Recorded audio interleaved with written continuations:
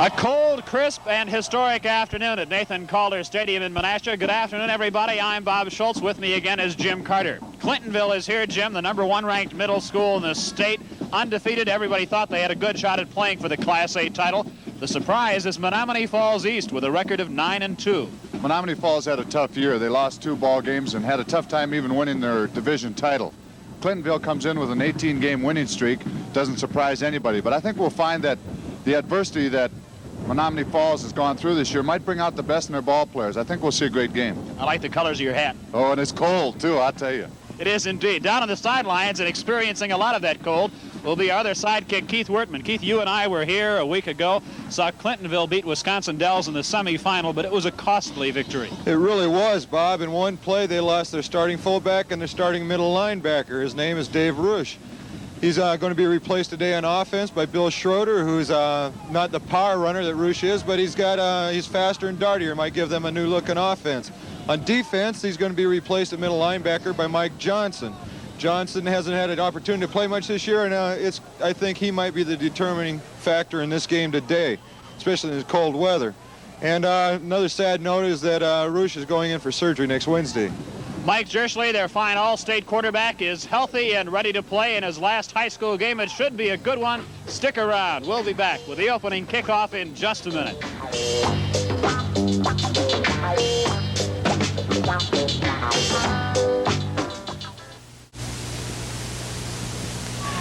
Bright sunshine, but a cold November afternoon for the Class A championship. The Clintonville Truckers, undefeated in white.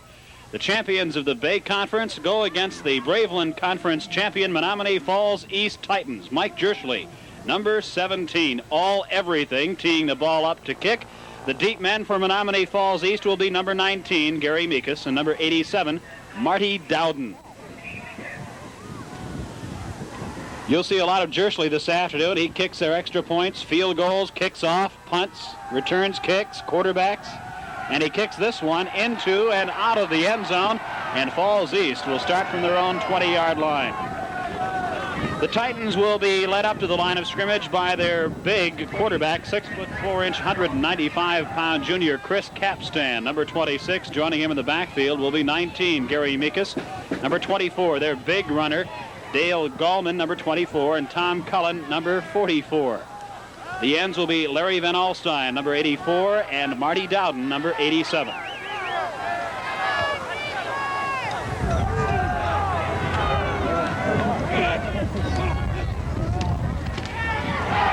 This is Gallman. And Greg Danke, with some help from Jerry O'Connor, up to make the stop after a gain of about 5 yards on the play. Defensively for the Clintonville Truckers, the ends will be Mark Gay, 85, and Lee Paul, number 81. The tackles will be Libke, 72, Krasicki, 73. The middle guard, Mike Westfall, number 71.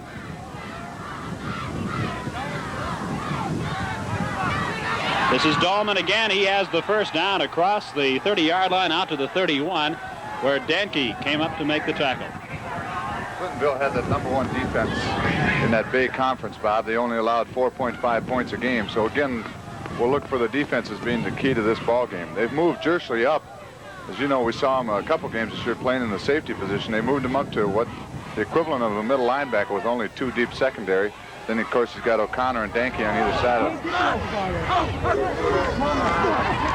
This is Meekus, dropped back behind the line of scrimmage by number 73, Krasicki, along with Lee Paul. Meekus is an all-conference 440 dash man for Falls. He played mostly defense until this year when Dan Anderson hurt his ankle, and Meekus come in, and he's had a 5-yard average and 5 touchdowns in the last 4 games, so he's been an important man in their offense. The loss of Anderson hurt Menomonee Falls East. He had been their leading rusher. A loss on the play of about 6 yards. Call it second down, 16 to go from the 25. Straight ahead for a yard or two is Meekus. Westfall, 71 on the time. Pardon me, Bob. We'll see the Titans go a lot over their left tackle, Mike Selhausen, who's a big 210-pound offensive tackle. And their favorite play, as a matter of fact, is Dale Gallman, number 24, running that left side behind Selhausen. But he carried something like 41 times in their semifinal win over Heartland. Right, Gallman's carried the ball a lot for him. He had over 1,000 yards this year with a 5-yard average. We got whistles and we've got flags down. Somebody jumped a little bit early. Offside indicated against the Truckers of Clintonville. It's going to be a 5-yard pickup for Menomonee Falls East. The officials in this game, the referee Don Geyer, the umpire Dick Firestein, head linesman Leon Jakes, and the field judge Jim Doden, all from the Green Bay area. We've got another championship game coming up on TV 11 tonight at 10:30 following the news. That will be the Wisconsin Independent Schools Athletic Association showdown between Fond du Lac, St. Mary Springs, and Milwaukee Thomas More. Dahlman still on his feet. Mark Gay had him, but he spun away out to the 40-yard line, just shy of a first down. Mike Jerschley making the tackle for the Truckers. And they're working on that left side again.